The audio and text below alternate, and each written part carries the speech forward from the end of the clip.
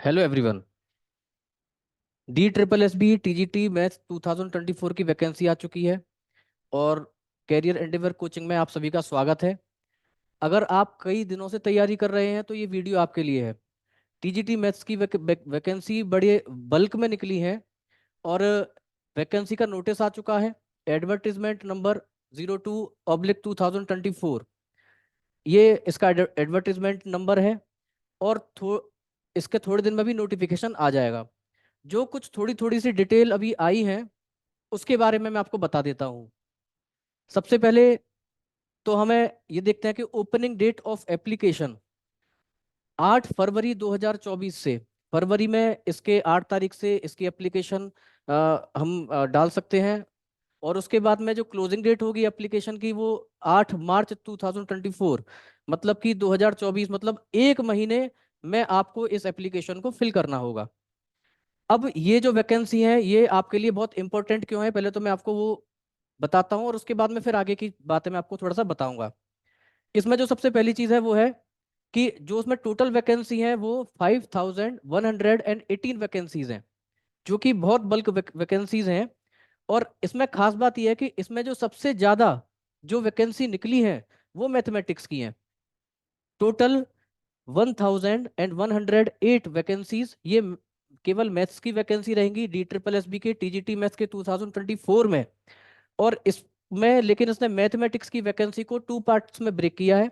कुछ डीओई के थ्रू हो रही है, कुछ एनडीएमसी एग्जाम जो लेगा वो डी ट्रिपल एस बी ही लेगा, लेकिन कुछ की ज्वाइनिंग डीओई के थ्रू होगी और कुछ की ज्वाइनिंग एनडीएमसी में। डीओई के थ्रू 540 वैकेंसीज है और एनडीएमसी में टोटल 568 वैकेंसी है। अब ये मैंने कुछ बेसिक डिटेल आपको दी है। इससे पहले मैं आपको कुछ थोड़ी सी बात बताऊंगा।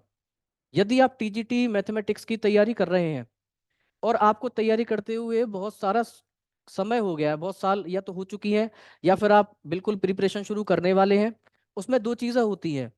मैं आपको उन दोनों चीज़ों के बारे में बताता हूँ।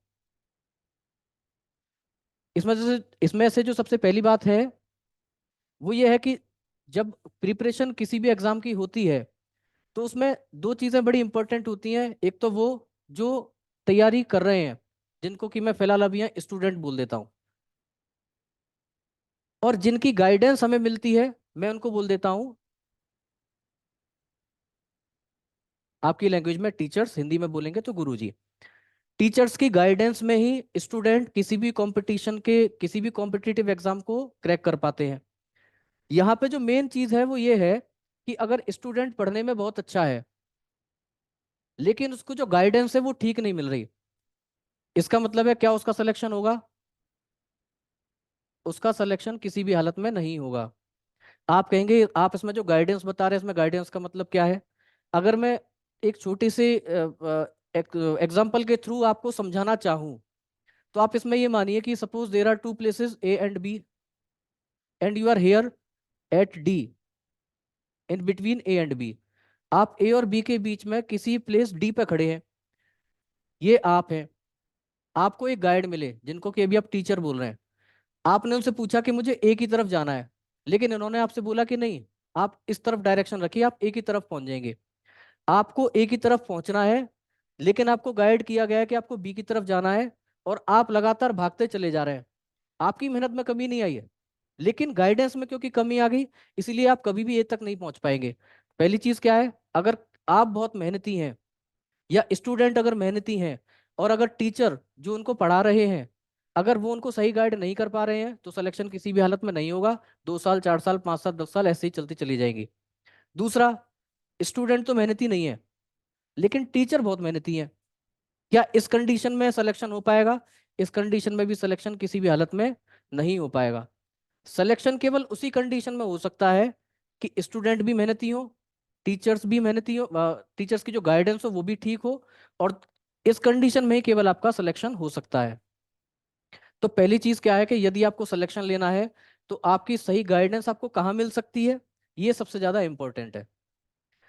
दूसरा, अगर मैं इसमें आगे बात बढ़ाऊं तो अब आपको कैसे पता चलेगा? जो स्टूडेंट तैयारी कर रहे हैं, सीधी सी बात है, क्योंकि वो तैयारी कर रहे हैं इसीलिए वो मेहनती हैं, क्योंकि वो कुछ बनना चाहते हैं इसलिए मेहनती हैं, तो ये दोनों कंडीशन तो बिल्कुल ठीक रहेंगी।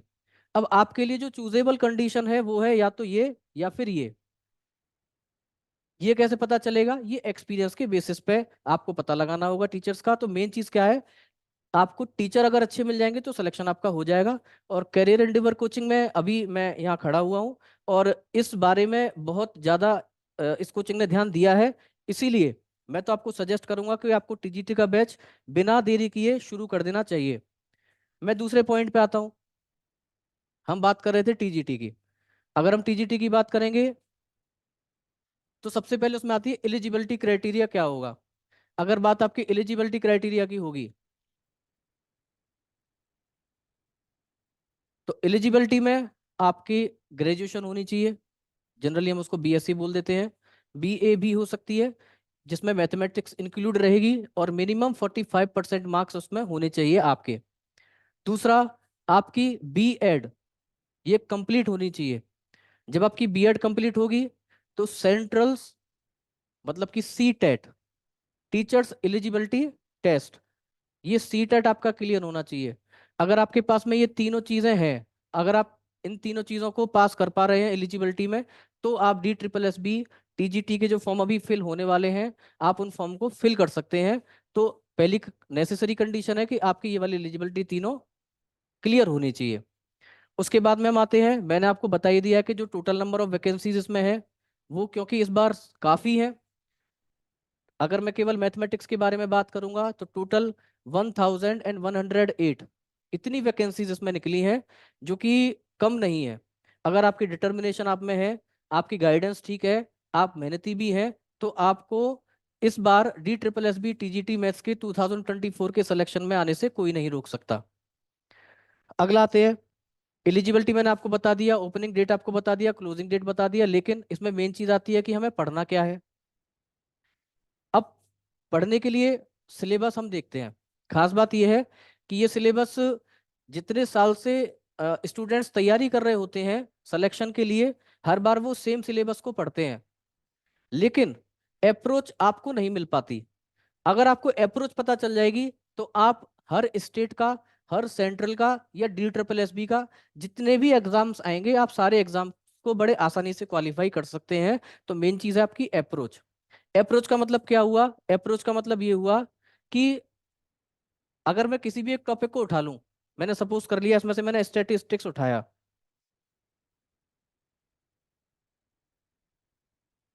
अगर मैं स्टैटिस्टिक्स की बात करूं, ये रहा 29th पे है स्टैटिस्टिक्स। अगर इस स्टैटिस्टिक्स की बात करूं तो आप इसमें स्टैटिस्टिक्स में पहले से नाइन्थ क्लास नाइन्थ से ये शुरू हो जाती है, क्लास 9 से आपकी स्टैटिस्टिक्स शुरू हो जाती है। बाकी के बारे में भी मैं डिस्कशन करूंगा, लेकिन मैं पहले आपको एग्जांपल दे रहा हूं कि यदि आपको प्रिपरेशन करनी है, यदि आप केवल प्रिपरेशन ही करते रहना तो फिर करते रहिए, लेकिन प्रिपरेशन करने के बाद में अगर आपको सिलेक्शन भी लेना है तो उसके लिए अप्रोच जरूरी है। ये अप्रोच क्या होती है वो मैं आपको बता रहा हूँ। अगर मैं स्टैटिस्टिक्स की बात करूं तो क्लास 9th में भी स्टैटिस्टिक्स आती है, क्लास 10th में भी स्टैटिस्टिक्स है, क्लास 11th में, केवल मैं एनसीईआरटी की बात कर रहा हूँ, मैं सीबीएसई की एनसीईआरटी की जो बुक चलती हैं उसकी 11th क्लास में भी लास्ट सेकंड लास्ट जो टॉपिक है वो भी स्टैटिस्टिक्स का होता है। और 12th क्लास में वो स्टैटिस्टिक्स को मिक्स कर देता है प्रोबेबिलिटी से, और तब हम उसको पढ़ते हैं। इसके बाद में फिर स्टैटिस्टिक्स जब हम ग्रेजुएशन में जाते हैं तो फिर से अलग से एक सब्जेक्ट बन जाता है। अब आपके पास पढ़ने के लिए तो इतना सारा है, लेकिन जैसे आप ये मानिए कि जब हमसे कहा जाता है कि जब कोई भी घोड़ा गाड़ी जब चलती है तो उस घोड़े के दोनों तरफ ऐसे करके बांध दिया जाता है, इसका मतलब है कि इसको ना इधर देखना ना उधर देखना। अगर आपको ये पता चल जाए कि आखिर में हमें कहाँ तक देखना है तो ये आपका क्लियर हो जाएगा, नहीं तो नहीं होगा। अब अप्रोच में आपको एक छोटा सा एग्जांपल मैं इसलिए दे रहा हूँ ताकि आपको ये समझ में आ जाए कि वास्तव में क्लास में पढ़ने या ना पढ़ने से क्या हमें हानि हो सकती है और क्या हमें लाभ हो सकते हैं। जैसे अगर मैं एक सेंट्रल में केवीएस के पेपर भी, पीजीटी टीजीटी ये सब चलते रहते हैं, तो केवीएस के टीजीटी में एक क्वेश्चन आया था कि find the variance of n natural numbers, n natural numbers. तो इसके बाद में नेचुरल नंबर्स, तो हमें पता है कि 1 से लेके एन तक के सारे नंबर हमारे काउंटिंग नंबर्स नेचुरल नंबर्स हो गए। लेकिन क्योंकि वो केंद्रीय विद्यालय में आया तो उसने कहा वेरिएंस निकालो। तो फिर उसने वेरिएंस वेरिएंस का फॉर्मूला, सभी को जो मैथमेटिक्स की तैयारी करते हैं, एक छोटा सा कॉन्सेप्ट होता है वेरिएंस का। जनरली हम क्या करते हैं कि एक एग्जाम की प्रिपरेशन करने के लिए जो हमारे हायर टॉपिक्स होते हैं, जो हायर और ऑर्डर थिंकिंग स्किल्स के क्वेश्चंस होते हैं, जिनको हम हॉट्स बोलते हैं, उनके चक्कर में जो बहुत बेसिक क्वेश्चंस होते हैं उनकी तैयारी हम नहीं करते। आपको अगर ये पता चल जाए कि उसमें आने वाले जो क्वेश्चंस उसमें बेसिक क्वेश्चंस भी होते हैं और उन बेसिक क्वेश्चंस का भी स्टैंडर्ड क्या होता है। जो भी एग्जाम मैथमेटिक्स के बारे में अगर मैं आपसे बात करूं तो मैथमेटिक्स की खास बात क्या होती है कि अगर आपने किसी एक क्वेश्चन को ट्वेल्थ क्लास के या किसी भी ग्रेजुएशन में पढ़ने वाले को या पीजी में पढ़ने वाले को या फिर कंपटीशन में तैयारी करने वाले को आपने एक कॉमन क्वेश्चन दिया ट्वेल्थ क्लास का, खास बात ये होगी कि उस क्वेश्चन को ये ट्वेल्थ वाला भी सॉल्व कर देगा, ग्रेजुएशन वाला भी, पीजी वाला भी, और लास्ट तक सभी इसको सॉल्व कर देंगे। लेकिन जो डिफरेंस आएगा वो आएगा टाइमिंग में। कुल मिला के जो हमारे पास क्वेश्चंस आते हैं टीजीटी में या पीजीटी में, चाहे डी ट्रिपल एस बी का हो, चाहे किसी स्टेट का हो, चाहे किसी भी सेंट्रल का हो, फिलहाल अभी हम डी ट्रिपल एस बी के बारे में बात कर रहे हैं, तो वो क्वेश्चन आपको ऐसे क्वेश्चन देने की कोशिश करेगा जिसमें कि आपका टाइम वेस्ट हो। जैसे उसने क्वेश्चन दिया कि find the variance of n natural numbers. मैं बीच में से इसलिए उठा रहा हूँ क्योंकि ये जो मैं वीडियो बना रहा हूँ ये टीजीटी की जो प्रिपरेशन करने वाले हैं उनके लिए बना रहा हूँ, और अगर वो टीजीटी की प्रिपरेशन में है तो ये बेसिक कॉन्सेप्ट उनको आता होगा, ये मैं मान के चल रहा हूँ। अगर नहीं आता होगा तो बाद में जब हम क्लास करेंगे तो ये सब चीजें मैं बताऊंगा। अब क्वेश्चन में आया कि वेरिएंस आपको फाइंड करना है। वेरिएंस को जैसे ही आपने फाइंड करने की शुरुआत की तो आपको पता लगेगा कि ये तो आपको फाइंड करने में कम से कम 3 to 4 to 5 मिनट आपको लग जाएगा। कोई इसको 3 मिनट में भी सॉल्व कर देगा, कोई इसको 5 मिनट में भी सॉल्व कर देगा, कोई इसमें सीधे सीधे 10 मिनट बिगाड़ देगा।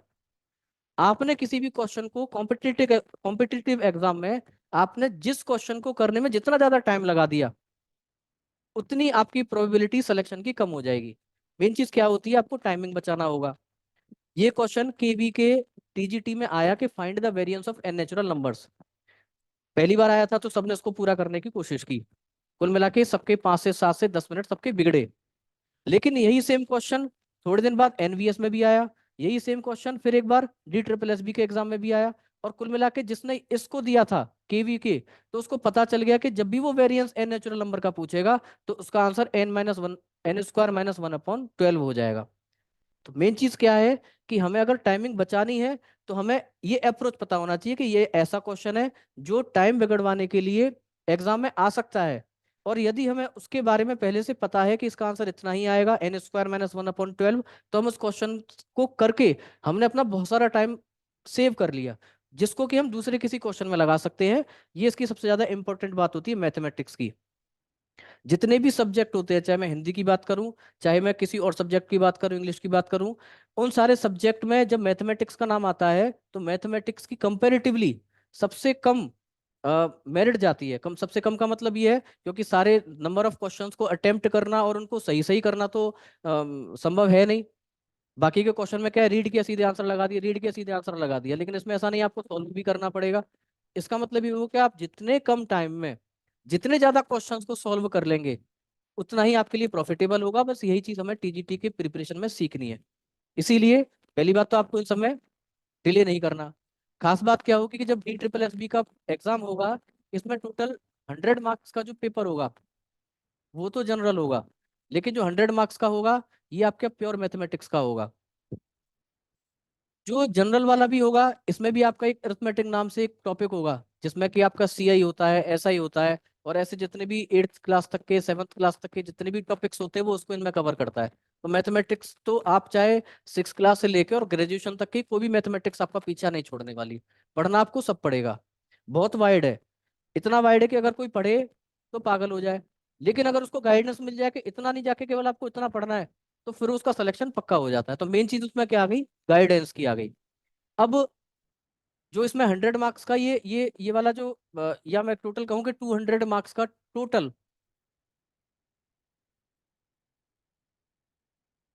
ये क्वेश्चन पेपर आपका 200 मार्क्स का होगा। इसकी खास बात क्या है कि 0.25 की इसमें नेगेटिव मार्किंग होगी। 0.25 की नेगेटिव मार्किंग का मतलब होता है कि अगर आपने पहला क्वेश्चन सही कर दिया, दूसरा क्वेश्चन सही कर दिया, तीसरा क्वेश्चन सही कर दिया, चौथा क्वेश्चन भी सही कर दिया, आपको टोटल 4 मार्क्स यहाँ मिल जाएंगे। इसमें 1 मार्क का 1 क्वेश्चन है। लेकिन आपने फिफ्थ वाला रॉन्ग कर दिया, सिक्स वाला भी रॉन्ग कर दिया, सेवन्थ वाला भी रॉन्ग किया और एट्थ वाला भी रॉन्ग कर दिया, 0.25 इसमें, 0.25 इसमें, 0.25 इसमें और 0.25 इसमें, टोटल मिला के अगर हम देखेंगे तो हमारा 1 मार्क का लॉस हो गया। कुल मिला के अगर आपने 4 क्वेश्चन गलत कर दिए तो वो आपके एक सही क्वेश्चन को भी ले डूबेगा। इसीलिए जो नेगेटिव मार्किंग होती है उस कॉम्पिटिटिव एग्जाम में हमें हमें बड़े सोच समझ के आंसर्स को देना होता है। उसके लिए हमारे कॉन्सेप्ट बहुत क्लियर होने चाहिए। अगर कॉन्सेप्ट क्लियर नहीं है तो हम नहीं कर पाएंगे। और इसको हम ऐसे भी बोल देते हैं कि जो आपकी नेगेटिव मार्किंग होगी वो 1/4 होगी। 0.25 बोले या 1/4 बोले, क्योंकि आप सभी तो मैथमेटिक्स के ही मास्टर है। बस थोड़ी सी आपको गाइडेंस मिल जाएगी तो आपका सिलेक्शन होने में कोई ज़्यादा देर नहीं है। तो ये आपको पता है कि 0.25 को मैं 1/4 भी लिख सकता हूँ। ये भी आपका देखिए एक टॉपिक है छोटा सा। तो अगर मैं आपसे अब आगे बात करूँ,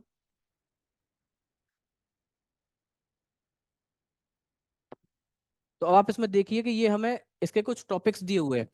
ये जो टॉपिक्स हैं, ये टॉपिक्स आपके जितने भी एग्जाम्स होते हैं टीजीटी के और पीजीटी के, उन सब में ये आते हैं।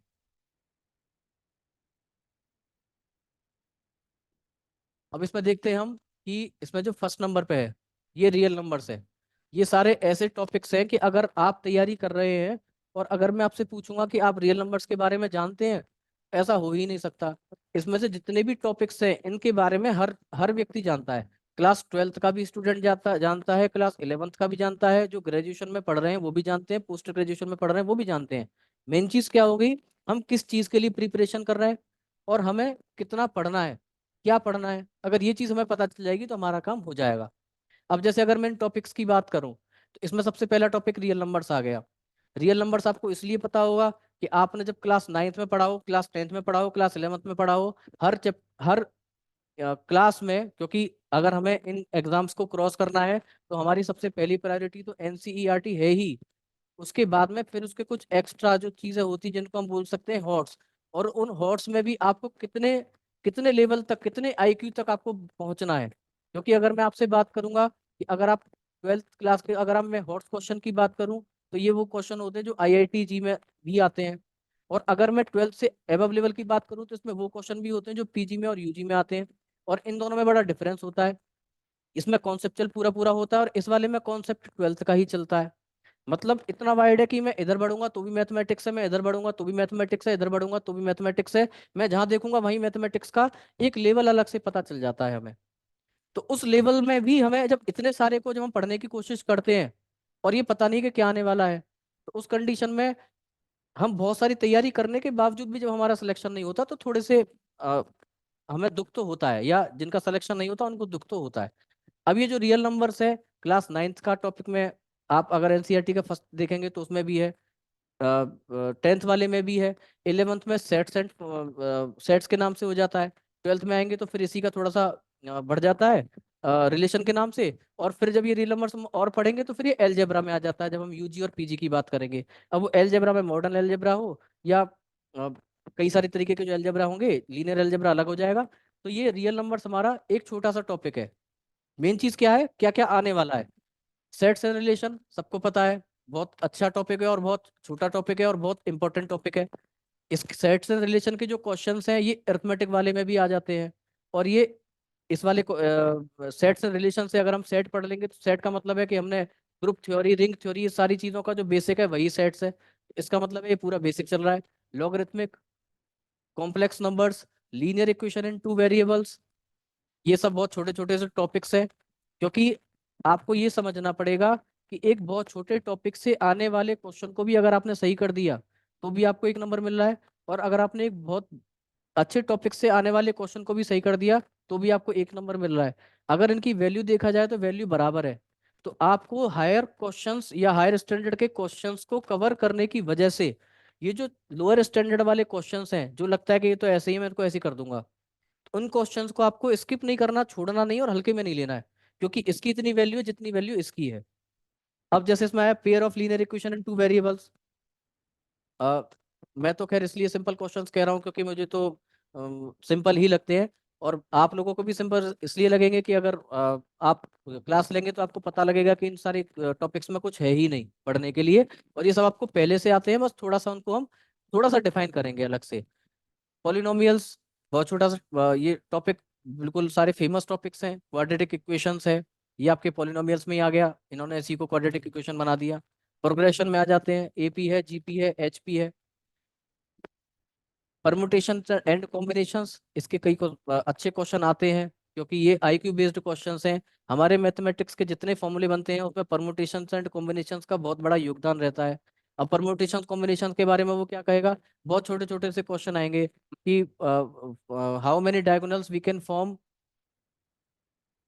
Of a polynomial of a polygon, sorry, of a polygon having 1 2 3 4 5 sides. अब उसने कहा कि अगर आपके पास में 5 साइड्स का कोई पॉलीगन है, और if you are having any 5 points by which you can draw a polygon, या जिसको मैं बोल सकता हूँ पेंटागन। अब आपसे क्वेश्चन पूछ लिया कि जिसके 5 साइड्स है, इसके कितने डायगोनल्स हम बना सकते हैं। अब ऐसे करके बनाने की कोशिश करी तो आप फंस जाएंगे। तो हम इसको ऐसे नहीं बनाएंगे। अभी तो उसने 5 का पूछ लिया, अभी वो 100 साइड्स का पूछ लेगा तो कैसे करेंगे, वो एन का ही पूछ लेगा तो कैसे करेंगे। क्वेश्चन सिंपल ही रहेंगे, बस उनको करने का तरीका हम थोड़ा थोड़ा सीखेंगे। कुछ चीजें हम पढ़ेंगे, कुछ चीजें याद करेंगे, और कुछ चीजों को समझेंगे, तो हमारे सारे के सारे टॉपिक्स बहुत अच्छे से कवर हो जाएंगे। प्रोबेबिलिटी बहुत इंपॉर्टेंट टॉपिक है, सारे इंपॉर्टेंट है, लेकिन फिर भी प्रिंसिपल ऑफ मैथमेटिकल इंडक्शन, ये पीएमआई का टॉपिक आता है। बाइनोमियल थ्योरम का यूज दूसरे कई सारे क्वेश्चंस को करने के लिए इस बाइनोमियल थ्योरम का यूज होता है। डिटर्मिनेंट्स, ये डिटर्मिनेंट्स की बात करेंगे जब मैट्रिसेस पढ़ेंगे तो डिटर्मिनेंट हमें पढ़ना ही है। अच्छा, दोनों चीजें उसमें आ ही गई।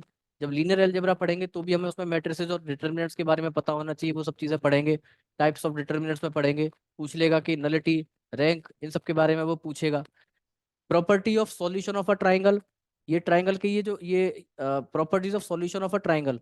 या मैं आपसे बात कहूँ कि अगर हम ज्योमेट्री की थोड़ी सी बात करेंगे, अगर हम ट्राइंगल की देखेंगे तो ट्राइंगल में आपको बस सिंपल सी बात है, जिसके ट्राई एंगल अगर मैं इसको करूं तो मैं इसको ऐसे भी लिख सकता हूँ, ट्राई प्लस एंगल, मतलब जिसके 3 एंगल्स हैं। या मैं कह दूं कि जिसकी 3 साइड्स हैं। अब ये तो एक बहुत सिंपल सी डेफिनेशन हो गई, लेकिन इसी में अब आपसे कोई पूछ ले कि इसका ऑर्थो सेंटर क्या है, ऑर्थो सेंटर इसका क्या होगा, इसका सेंट्रोइड क्या होगा, ऐसे क्वेश्चंस वो डायरेक्टली पूछ लेगा। ये तो मैं बहुत बेसिक बता रहा हूँ। तो ज्योमेट्री में वो घुमाने घुमाने वाली चीजें पूछता है। आपको आता सब है, लेकिन आपको बस थोड़ा सा उसको रिवाइज करके और उसके तरीकों को थोड़ा पता लगाना पड़ेगा। आगे जैसे अगर हम बढ़ेंगे, ये पूरा का पूरा इसमें ज्योमेट्री का पोर्शन दे दिया है। इसको छोड़ के ये इनवर्स ट्रिग्नोमेट्री है, या इसको मैं बोल सकता हूँ इनवर्स ट्रिग्नोमेट्रिक फंक्शंस। और इसी के साथ में हम थोड़ा सा हाइपरबोलिक ट्रिग्नोमेट्रिक फंक्शंस भी पढ़ेंगे। The point, straight line, circle, parabola, ellipse and hyperbola, ये कोनिक सेक्शन आ गया, लेकिन चल पूरा ज्योमेट्री में रहा है। Continuity and differentiation, function limit, ये आपका कैलकुलस में आ जाता है। इंपॉर्टेंट टॉपिक होता है कंटिन्यूटी, डिफरेंशिएशन, फंक्शन लिमिट। और इसी के साथ आपका इंटीग्रल, कहीं दिया हुआ होगा, अभी नहीं है, चलिए, अच्छा दिया हुआ है, integration of definite, definite integral, दोनों एक ही चीज है। इंटीग्रेशन का है, या फिर डेफिनेट इंटीग्रल, या फिर इनडेफिनेट इंटीग्रल। तो इंटीग्रल भी इसमें दिया हुआ है। ये सारी चीजें हैं जो आपने पहले से पढ़ी हुई है। Quadrature, area under closed curve, और इसके बाद में स्टैटिस्टिक्स, जिसके बारे में मैंने आपको बताया था। अब मैं इसको बोलूँ, रियल एनालिसिस हमें पढ़ना है, लीनियर अलजेब्रा हमें पढ़ना है, मॉडर्न अलजेब्रा हमें पढ़ना है। तो ऐसे कंफ्यूजन मैं आपको क्रिएट नहीं करूंगा, क्योंकि पढ़ना सब है, लेकिन उन सबका बेसिक कॉन्सेप्ट हमारा यहाँ आ चुका है। तो अभी जो हमारा मेन ऑब्जेक्टिव होगा, जो हमारा मुख्य उद्देश्य होगा, वो ये होगा कि हमें नॉलेज तो बहुत सारी है, लेकिन हम उस पूरी नॉलेज को कैसे मैनेज करें, और कैसे हम उसको शो करें कि हमें सिलेक्शन की जो संभावना है वो ज्यादा मिल जाए।